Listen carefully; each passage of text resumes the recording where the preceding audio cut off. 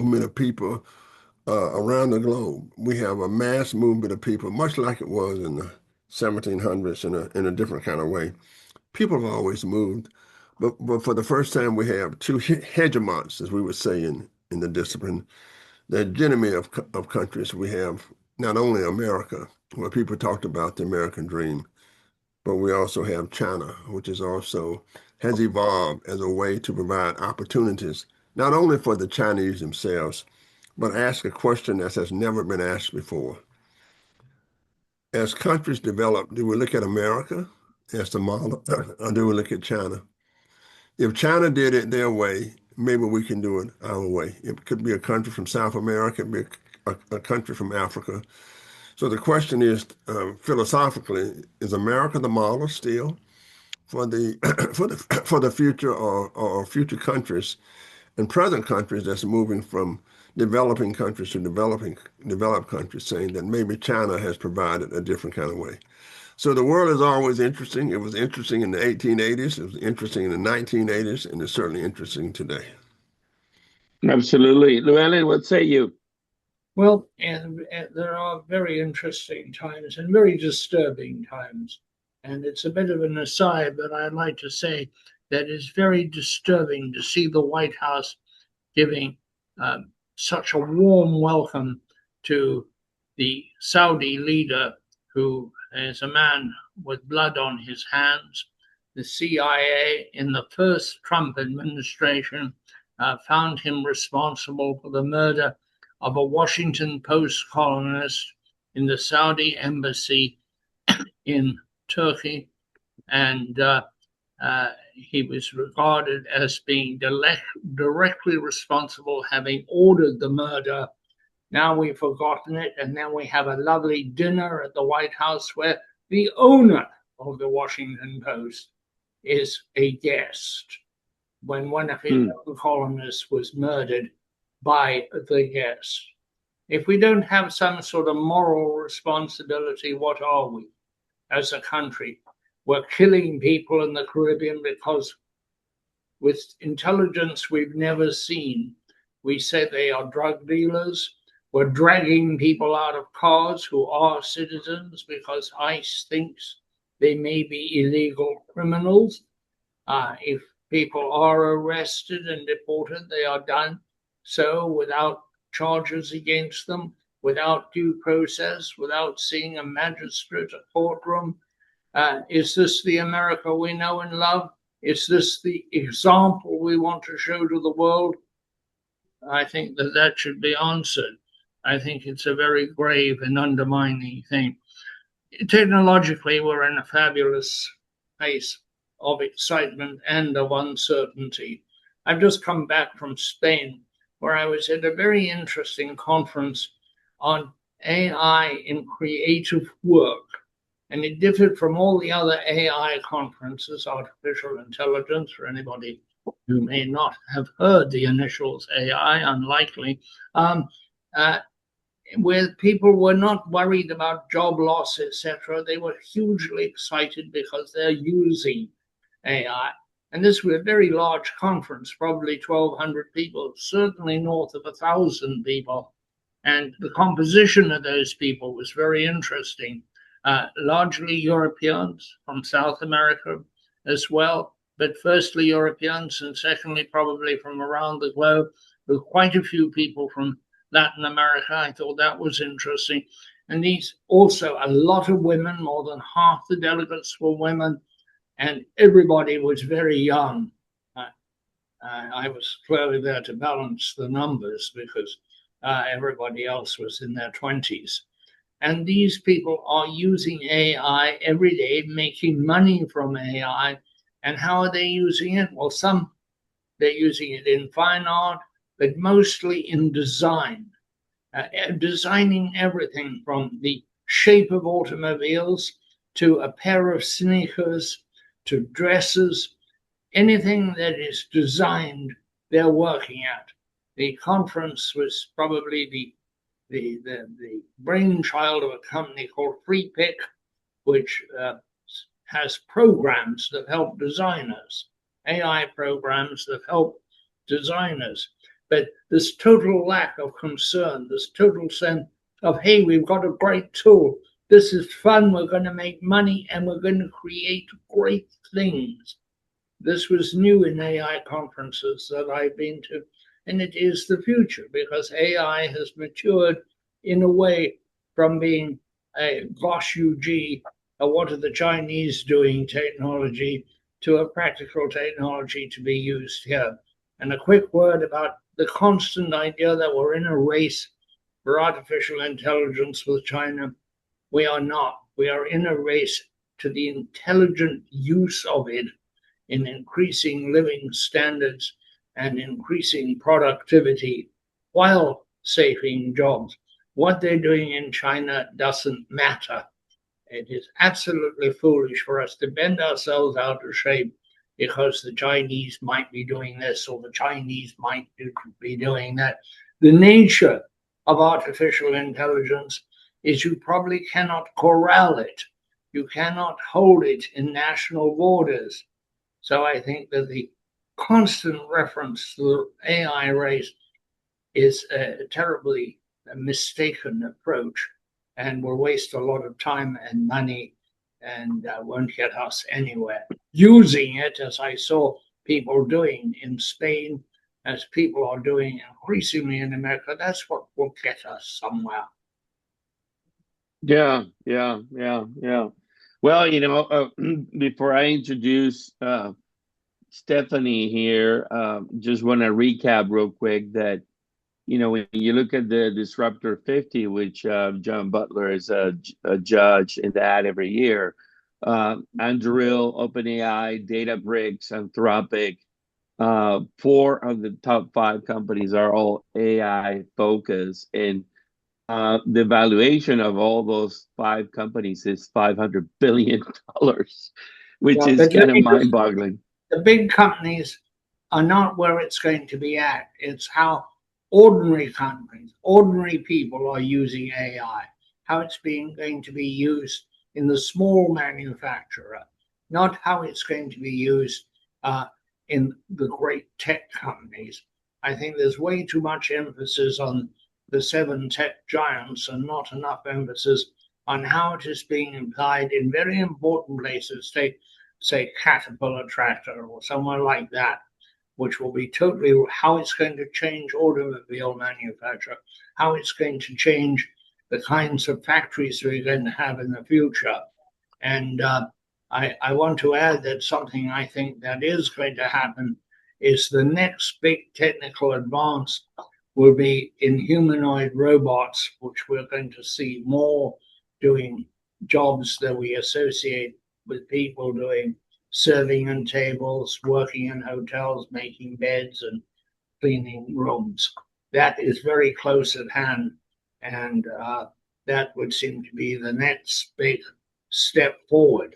Unfortunately, that step forward may cost a lot of jobs, so-called. It's spot on, Llewellyn. Spot on. You're missing the point of what I was sharing, which is on the screen now. That these are startups, and this is not Microsoft or Meta or Amazon. That this is the next generation of companies, and these companies are valuation of $500 billion startups.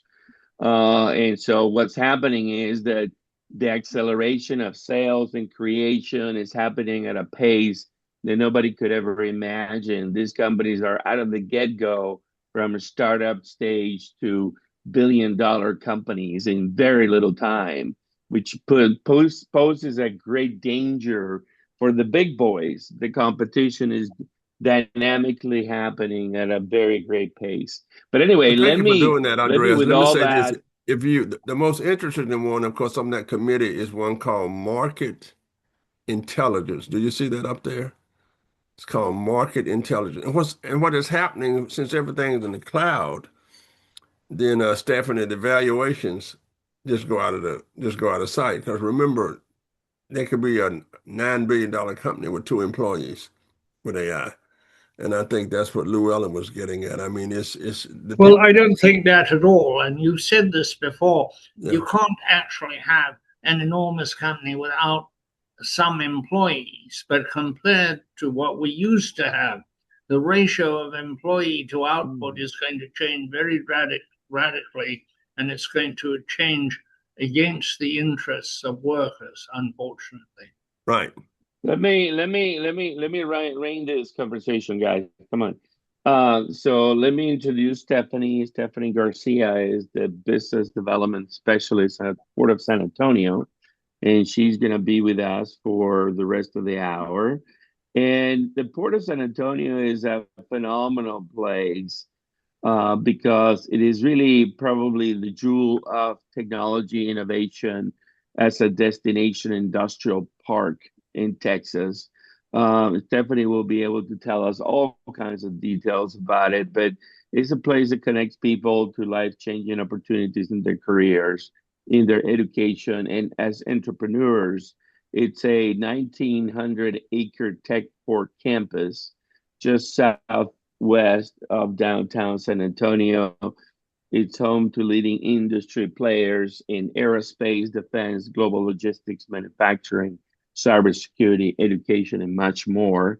They have some roughly 80 tenant customers employing 18,000 people at the port already. And it's truly a phenomenal place. Now, Stephanie on her own, it's a phenomenal person.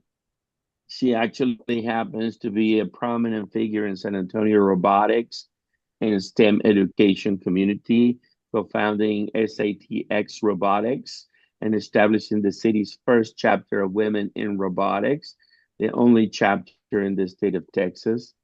And so we're very lucky to have her because she's a powerful Latina, and I happen to be a Latin man, and I congratulate her for leading the way on that. And so we're happy to have her and looking forward to our conversation. Welcome, Stephanie. Thank you. Thank you so much for having me. It's so great to meet you and John and Mr. Llewellyn. I am so excited to be here. I've been thinking about our conversation all week, especially because I really love to extend and expand our reach here in San Antonio, whether it's throughout the city and regionally, and then, of course, across the nation and throughout the world, because I think a lot of the work that we do here is going to and already has had a huge impact on globally. And a lot of the work we do here is to protect our national security. And we do these in a lot of ways. And I'm going to throw out some figures right now. The comptroller was here recently, and we announced that our campus generates $20 billion of economic impact. So that's something that's pretty special to us. And this is only over the last 7 years, these numbers are coming from. The median income for everyone that works on this campus with our customers, they're tenants, but we call them customers, and we can get into all that in a little bit. That take-home revenue after taxes has increased 191%. And throughout the state of Texas, the work that's done here on this campus supports 83,000 additional jobs throughout the state of Texas. So those are just some figures for you. But what I'm really most proud of is that Port San Antonio really does put our community first. And that's a big part of the work that I do here is really community engagement focused, STEM education focused. And what Mr. Butler, you mentioned earlier about having a place to hang out, really establishing and growing a community, whether it's to goof off, but really to really inspire kind of these creative collaborations between public and private partners. So that's really a lot of the amazing work I'm going to talk about today and how we do that. Yes, definitely. So thank you. Yeah, I find it interesting. It's a throwback to the old, when Exxon built their campus down in Houston before it became Esso, and they had a golf course, and they brought people together to do certain kind of things. And of course, we were thinking about in Austin here to do a what we would call a research park. And at that time, there was an association of research parks. I don't know if that still exists. It probably does. Yes. It does. And we actually won that award last year. Oh, wow. So my question is this, and I call it Back to the Future. Yep. Why do I say Back to the Future? Because if you look at, let's look at, I don't know, General Motors. Let's look at Exxon. Back then, let's Esso. Let's look at Esso, right? Let's look at Kellogg's Cornflakes. I mean, they built communities, right? Mhm. And I like to use the one in Houston, which was, Exxon and Esso on.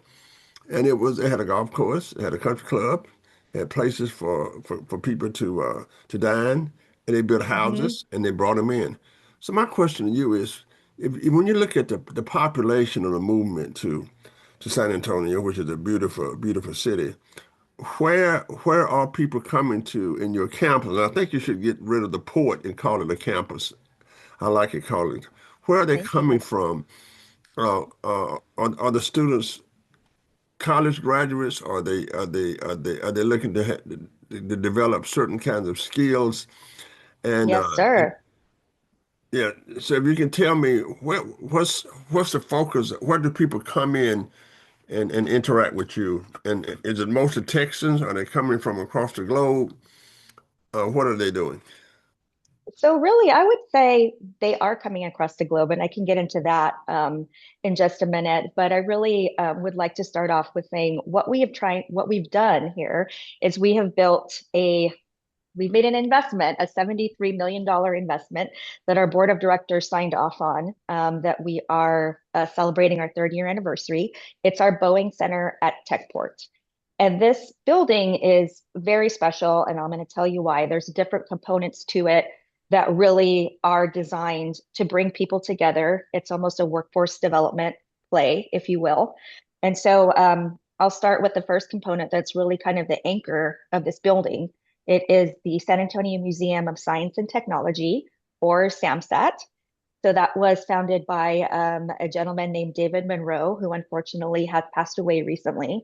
But he is credited with a number of patents, I think probably going over 75 patents. And one of those was um, he created the technology that is used in the cell phone camera.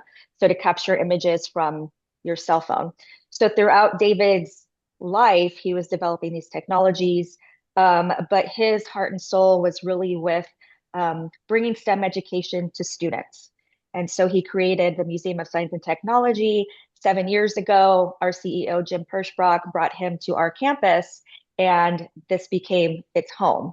Area 21 is the museum that's located within the Boeing Center at Techport. And that museum is free of charge for families to come through. It's open 7 days a week from 9 a.m. to 5 p.m. But aside from that, the San Antonio Museum of Science and Technology, they run field trips, they run summer camps, just different events throughout the year that allow students and their families to come through and see technologies, exhibits, and learn about things that they probably haven't seen or touched before in their lives. So it's really an inspiration center. Port San Antonio is surrounded by two of the poorest school districts in our country. We're very well aware of that. A big part of our job too is to inspire people. That's what I love to do. It's become a passion of mine, being able to do this work on our campus. So that's one way we do it. And since they've been, here on our campus, they've brought over well over 1,000 students through their center, whether it's the field trips or the summer camps, which are STEM focused. So robotics, aerospace, rocketry, cybersecurity, even game development. Sport San Antonio is an advocate for esports and gaming because we believe it's a conduit to education and career pathways in technology. All of the skill sets that these students are developing on video games are really important to the employers on our campus. The hand-eye coordination and motor skills are developing. They do develop team building skills, even though it is online. 99% of students are not going to be professional video game players. So we want them to come to our campus, have this space where they can enjoy themselves. So through fun, playing video games, they can still see all of these other careers that are available to them when they're ready to enter the workforce. Let, yeah. Go ahead. Let me ask you this, Stephanie. San Yes. Antonio is known as one of the, in Texas, we have so many universities. We have what? We got a UTSA down there, which is Yes. a huge campus. Then we got Texas Uh-huh. A&M University down there. And the great private school where all the wealthy Texans go is Trinity Yes, yes, yes, University. yes. Then we got, let me see, we got Our Lady of the Lake, and then we got Wayland Baptist, and then we have just And our lots of community schools colleges. Yeah. in the community colleges, Oh, yeah. it's like Austin. There's a brand new university called the University of Austin, just got $100 million endowment that's based on the University of Chicago. My question is, what is your interaction? It's remind me what Boston did Sure, in the sure. 1800s. What is your interaction with the St. Mary's or Trinity or Sure. UT, UTSA, which is now 40,000 students probably? What's the other one? Alamo College, I think is the other Alamo one. colleges. What is your Alamo interaction colleges. with Sure. traditional colleges there? So what I do on behalf of our team is I go out and I make friends with all of these, the School of Data Sciences for UTSA, whether it's Trinity University, St. Mary's. I really take a lot of it's very important to me to have those relationships and understand the Hmm. programs that they have, understand kind of where they're at and what their challenges might be as far as internships or really engaging with industry.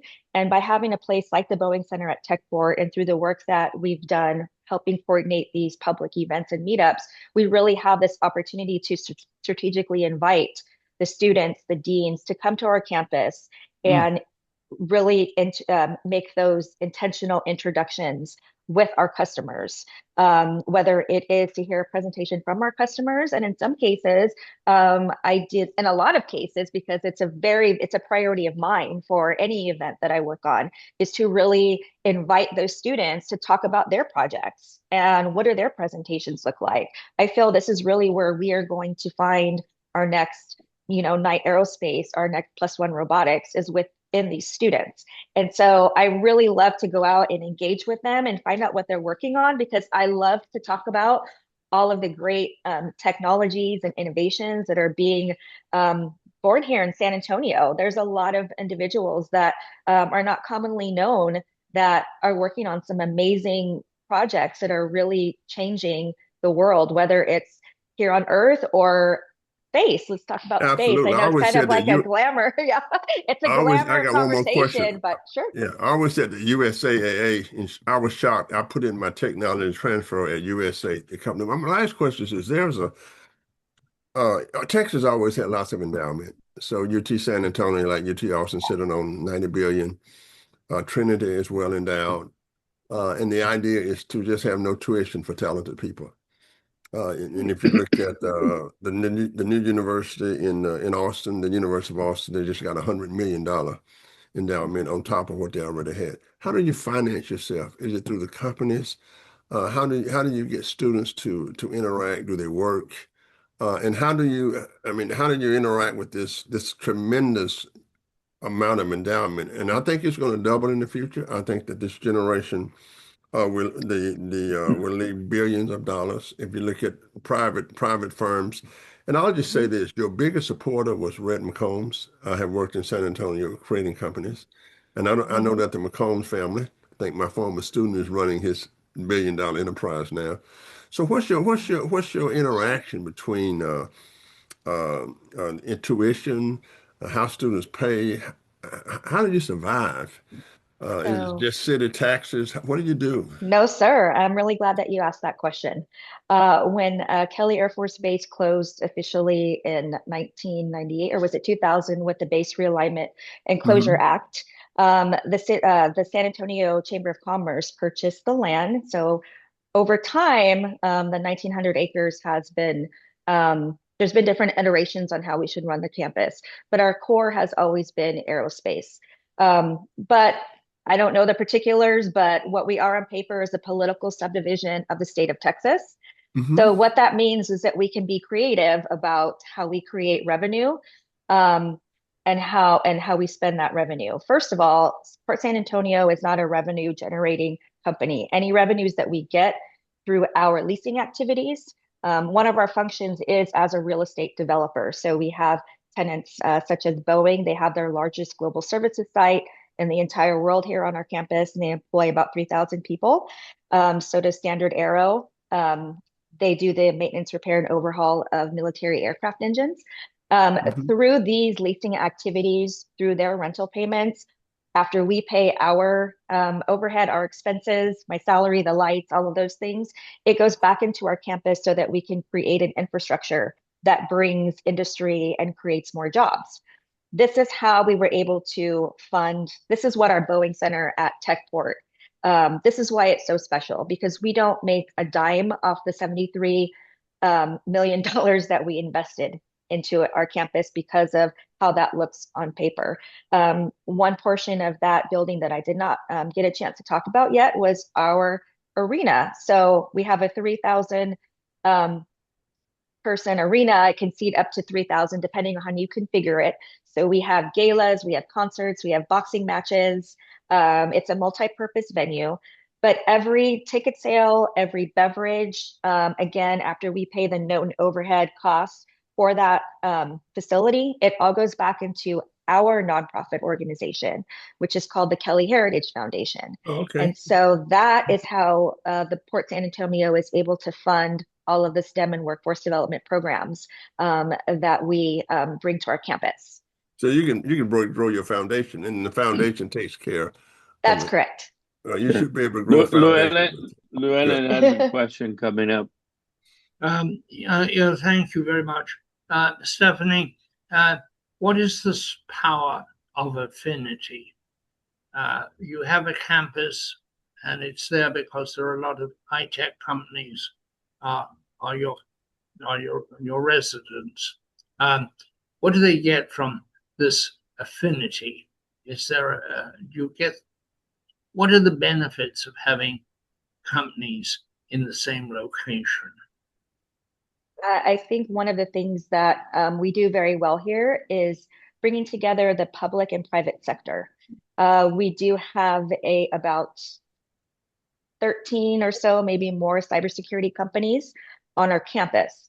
Now those are they've stood up flags here in San Antonio primarily because don't tell anybody, but we have the 16th Air Force on our campus as well, which is the entire US Cyber Command.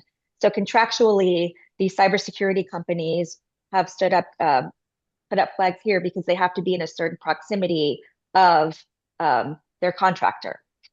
So we've been able to create the infrastructure. And in fact, we are looking to build a new facility that will house all of our local Air Force personnel into one location that we can fund on our own, and it won't be any taxpayer money. And we can do it in a fraction of the time. But all that to be said, we provide a space where the military personnel can come out from behind the gates and engage with entrepreneurs. They can engage with startups. They can engage with students. A lot of the programs that we have allow for the Air Force personnel to work with students on building a computer or just coming out to speak to them about opportunities within the military. And also to our customers like Boeing, going back to our cornerstone, which is aerospace. It's a new threat out there. So if you look at a FA-18 Super Hornet, the Naval Fleet is what the MRO work they do here. They have the Naval Fleet contract. They also do the maintenance, repair, and overhaul of C-5s, C-17s. So it's all military aircraft that is being worked on here. But if you look at an aircraft, it's a flying computer. So some of these aircrafts, they've been flying for 40, 50 years, or they can go a little bit longer, but now there's a little bit more to it than just a fresh coat of paint and a new coffee holder inside. We've got to, think about network security, communications threats. And here on our campus, they're able to engage with our cybersecurity folks because we have a really robust cybersecurity ecosystem here as well.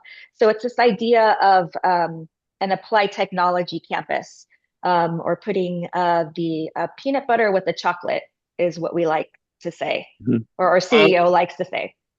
Where do most of your workers live? Do they live in San Antonio, or do they live close to the port, or do they live close to Joint Base? Where do they live?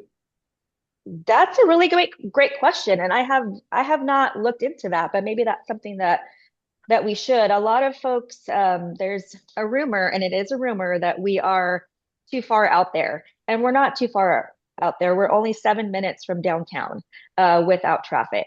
And we have free parking, so that's great. I think it's just folks need to start understanding what we have here, and just, make that drive. But I'm really not sure, to answer your question on that. How far are you from Joint Base San Antonio? Because clearly that's a So relationship there. yeah, actually, we do share a runway with Lackland Air Force Base.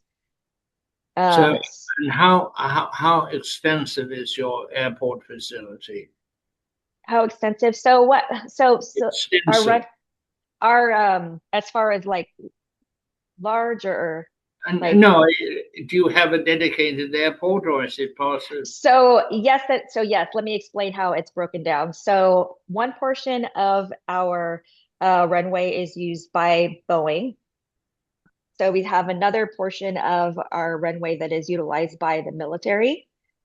And then there is a portion of the runway that is Port San Antonio's, which is a smaller portion, but that is used. We have a flight school that operates out of there. And then we also have an FBO, or a fixed base operator, Atlantic Aviation. So they are the ones who, they have a fuel farm.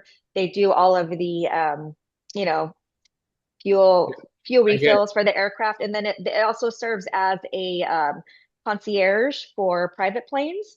Sometimes we do have dignitaries that do fly in here, but that's all private information. But we are in the process of building a vertiport. So we expect to see that on our campus within the next 5 years. So we have funding from the FAA. We've already broken ground, closed off streets, and we're really looking forward to supporting advanced air mobility. What are your worries? What are your concerns? Parts of Texas have water concerns, part of power, and there are different concerns that different regions have that they are working on. Maybe you would want to call them challenges. What are the challenges that face Port San Antonio? So our challenges are opportunities for excellence. So I know that infrastructure is a huge concern. So a couple of years ago, we opened up the RSOC here on our campus, which is the Alamo Regional Security Operations Center. So that houses our municipalities. So we have our water company, SAWS, CPS Energy, Bear County, and the city of San Antonio all house cybersecurity professionals basically within this facility. It's a 24-hour facility that is designed for our municipalities to share information, and share any threats to our infrastructure, because we certainly don't want to have another snowvid anytime soon that we experienced a few years ago. So I think those types of innovative ideas is another benefit to being here on our campus. And as far as I'm aware, we might be one of the only in the country that has such a facility. So those are some of our challenges. Another one of our challenges is really just our community believing in themselves, that the jobs that we do have here, which are high-paying jobs that don't necessarily always require a four-year degree, certificate programs through our local community colleges like Alamo colleges, St. Philip's colleges.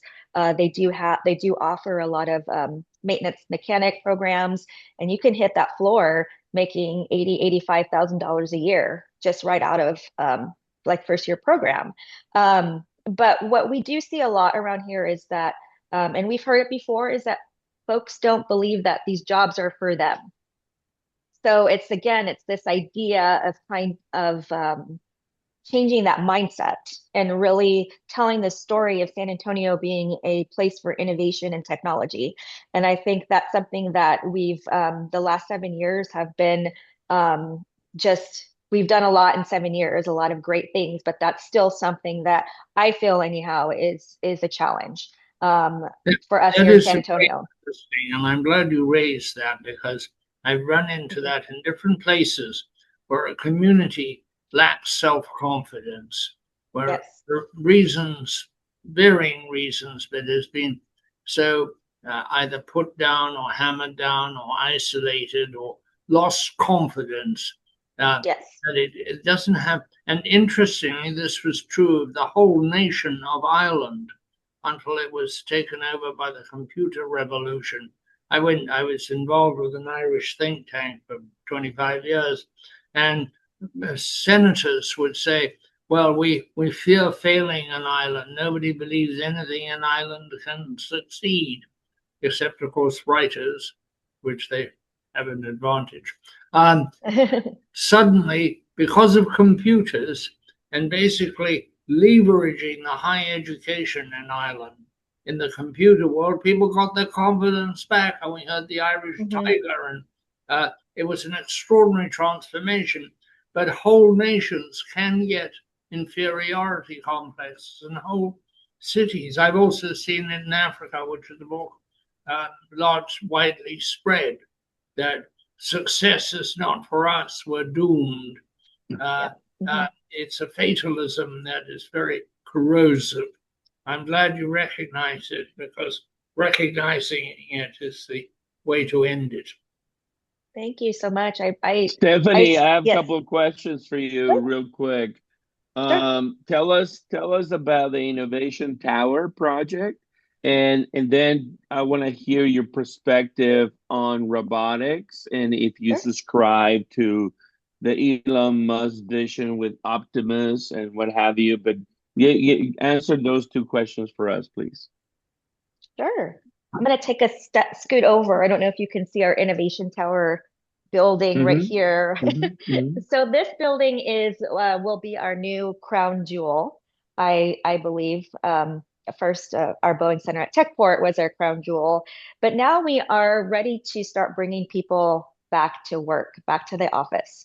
So this building is Mm-hmm. designed to support technology companies, cybersecurity companies, and it's really designed. I hope they give me an office there, because it's going to have all of the spa-like amenities, a gym with I think we're actually going to offer classes, uh, car wash, your own locker rooms. The restrooms are going to be designed to really give you a private experience. So we're Mm-hmm. looking forward to that. And that building right now is slated to be, well, 12 stories. Jim Pershbach, our CEO, is going to build it as high as the Air Force will allow us to. But we're really looking forward to breaking ground on that one. I can't tell you when that is yet, because I don't know. But as just keep in touch with us or follow us on all of our social platforms to get more information. But we're really looking forward also to hopefully bringing this to life, which is our Defense Innovation Campus, which I mentioned earlier will be a facility that will bring all of our Air Force together with state-of-the-art technologies. It won't be funded by the government or the taxpayers. It'll be funded for us, and we can build this in record time, as I mentioned. And this will include also retail amenities as well. So grocery store, but also the probably the most important thing is our daycare facility that we are looking to break ground on, I think, sooner rather than later. That can probably take care of up to 1,000 kids. So that's something that the Air Force desperately needs, as well as our surrounding community. So it'll be open to the public as well. Hmm. Well, Mm-hmm. Stephanie, let Those me are ask our you two. this. Yes. Hold on, Johnny. Hold on, Johnny. You need to follow up on my robotics question. Oh, the robotics question, I can go on all day. So I do not have a technological background. I did not know there was a robot in San Antonio. I found out about 6 years ago when one of our startup companies here, Plus One Robotics, going back to hanging out, meeting up. They got a whole bunch of, they were all guys in a room together, and I just like wanted to see. I was curious. He said robots, and they wanted to start a robotics cluster in San Antonio. And 6 years ago, I raised my hand and I volunteered to offer some marketing support. And I didn't know what I was getting myself into. But 6 years later, this is what I have learned. I have learned that San Antonio is world renowned for its robotics work. That started with Southwest Research Institute, who has been here since the 1940s, doing innovations and technologies from sea to space and everything in between is their credo. In the 1980s was really when they started advanced robotics work. And so they did not, it's not a very well-known nonprofit organization or research center. Therefore, nobody really knows. I mean, people are starting to now understand that it exists here. All this to say, they are really kind of the grandfather of advanced robotics work in San Antonio. And when I say advanced robotics work, I am referring to, you know, 70-foot tall robots that can depate military aircraft. So I'm not talking about Roombas or robots that can pour wine, which I would love. I'm not knocking that. I'm just saying these robots are really revolutionizing industries such as aerospace, but also e-commerce, um, solar power, oil and gas. We have a woman-owned small business that has created a robotic platform, the first of its kind, that's certified to go into explosive environments. So I love talking about this work here in San Antonio. So that is our ecosystem, and San Antonio has really done a great job of letting everyone in the world know that San Antonio is a place for robotics technology. So to me, that even though it's robotics, it's just another form of technology. And a lot of people say San Antonio, nobody knows San Antonio, we're a blue collar city. But if you go and ask somebody in the Netherlands, they might tell you something different. So it's something that I'm really proud of. And then you had another Sure. follow-up question to that. So yes, I do really believe in robotics. I really feel that obviously it's already, there's so much going on already. I know that Amazon just released the birds or the drones recently. So that's just another form of robotics just in the sky. I don't know that they will take jobs. And this also, I think, goes back to AI. It's just learning how to use the technology. So I heard one time that there's two things you need in life, and that's a good credit score and to know AI. So whether that's true or not, but to me it seems like it's true. So I hope that answers your question somewhat. Thank you, Johnny. You're on. Yeah, I have a comment first. The great English economist Alfred Marshall, Llewellyn always accuses me of quoting dead German economists. So I'm going to quote because he said clustering is the way to go to build societies, put things together. But my question is this, and you don't have to answer this. We also had an Air Force base in Austin called Bergstrom. It is now our airport. Of course, underneath Bergstrom is a whole nother U.S. city because we had the SAC. I mean, we had all of the great airplanes here. I just say that. Is there a city underneath your campus that you know of? You don't have to answer it. No, I love that question. And I say the answer is yes. Yes, yes, because we Just have an entire SAC. So we are now have Bergstrom Air Force Base. And we went through the process. What shall we do this? I wanted to put the airport between Austin and San Antonio or out by Mena. But I can tell you this, underneath Bergstrom Airport in Austin, Texas, uh is everything that the Air Force needs.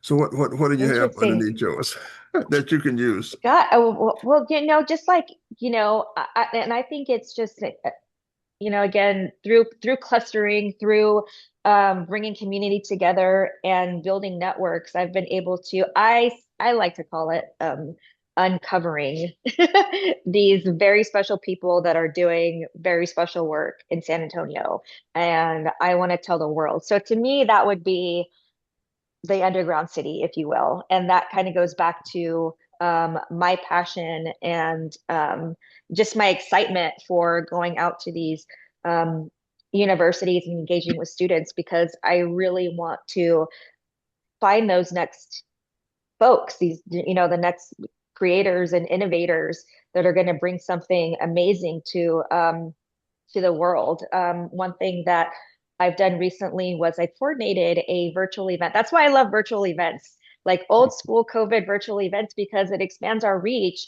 But it also, what I found, it was have been a really great opportunity for me to bring together students, high school students, girls from San Antonio and from Austin, who are working in robotics, because if you think of it, they can't drive, but students are engaged and they will sustain things like clubs and groups. And we got hopped on a virtual call, and it wasn't, we recorded it, but we haven't published it. But really, it was designed to have a place for these young women to interact with each other, whereas they wouldn't be able to meet because they can't really drive at this point. But I believe that building networks is very important, not only for yourself, but as I look around, I see things like the Texas Space Commission. That's a regional play. So going out to Houston, Dallas, Austin, San Antonio to see what assets we have and how we can be stronger together. And I think that that kind of meetup was a really great way for these young women to do that, to get to know each other. But we talked about things like leadership.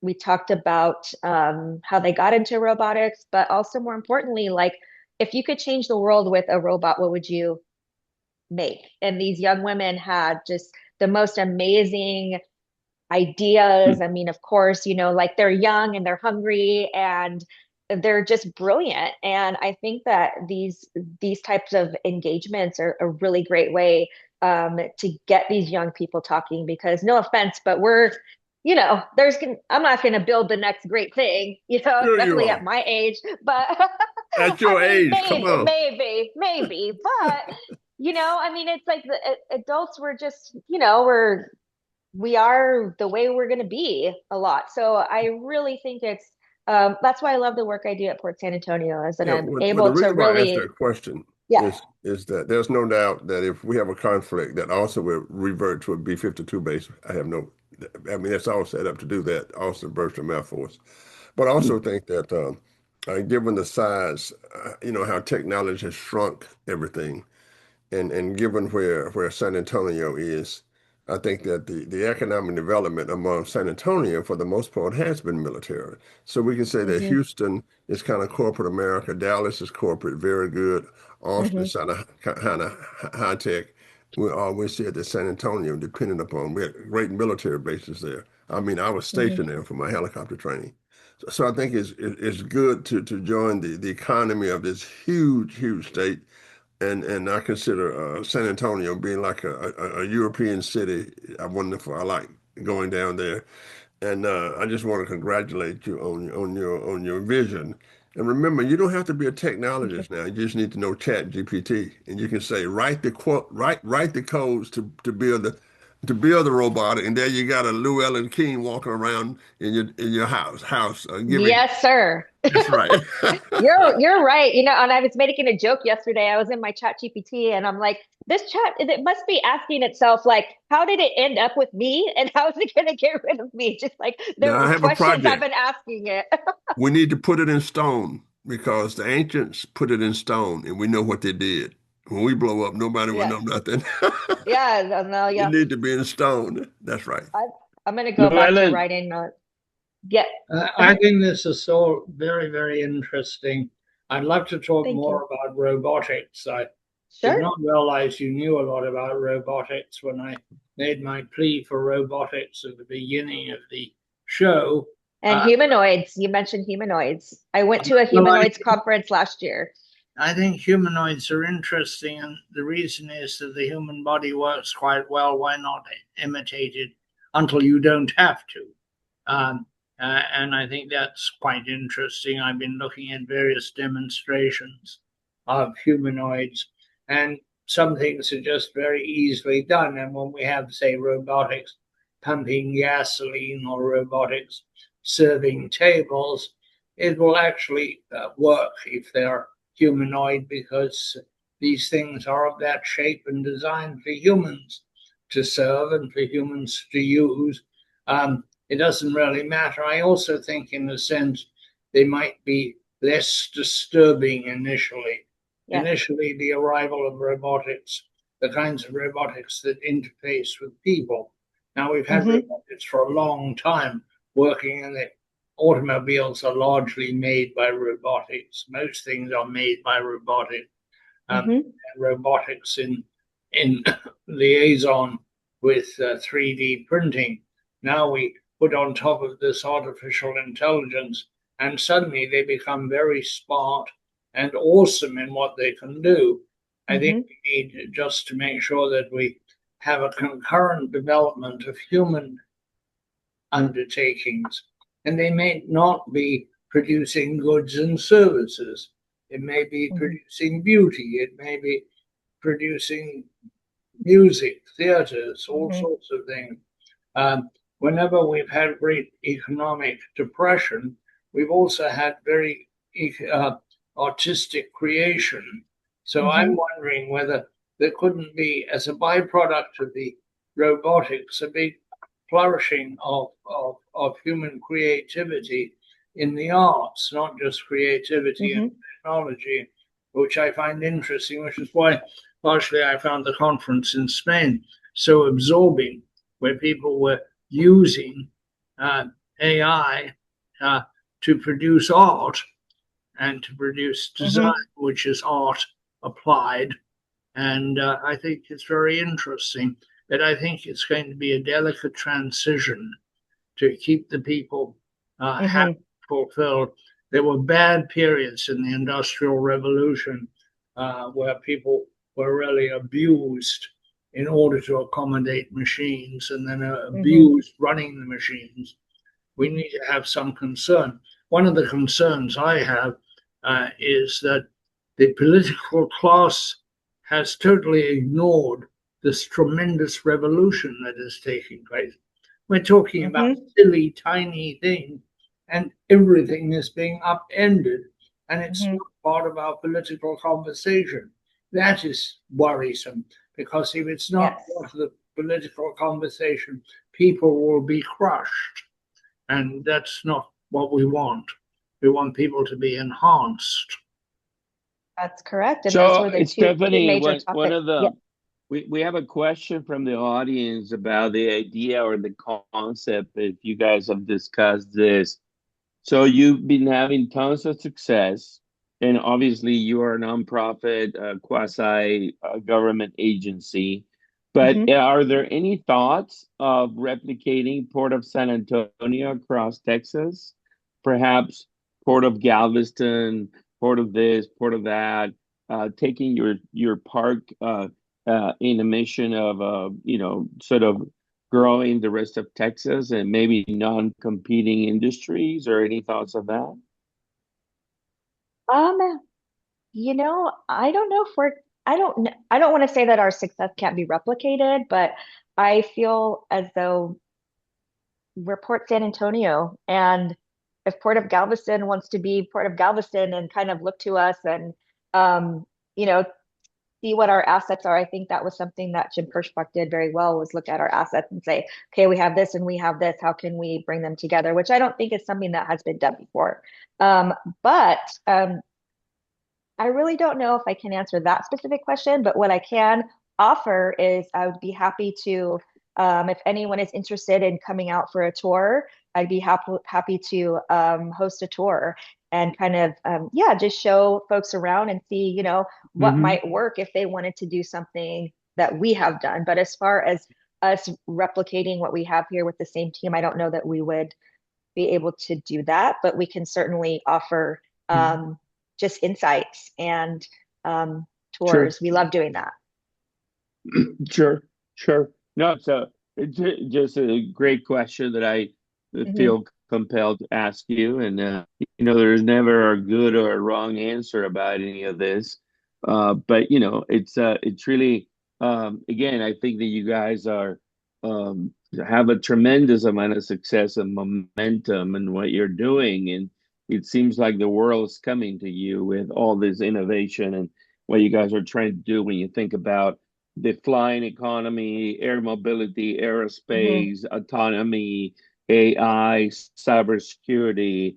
All those things are colliding, right? And you can see the example of that in every day with your customers and all that. And it's kind of fascinating how the world is evolving.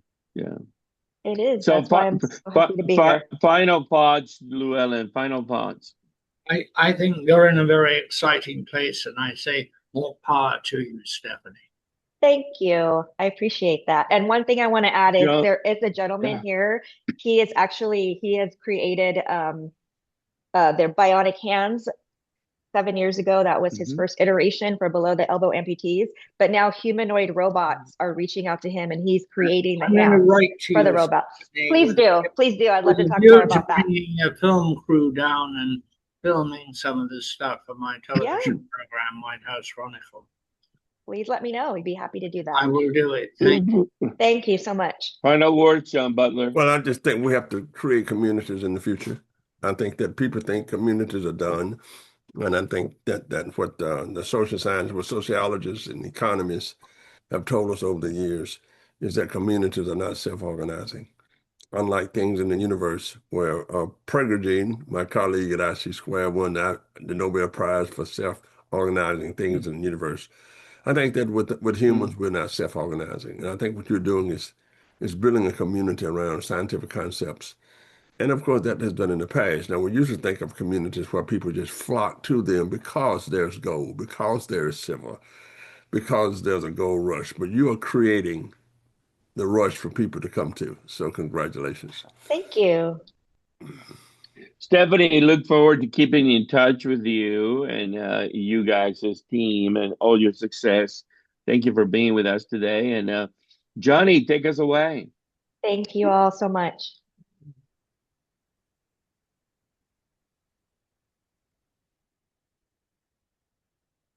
Times have changed. Where's the good times that we should be sharing? And we can find all the good times in the things we have done. Keep sharing, Stephanie. Woo!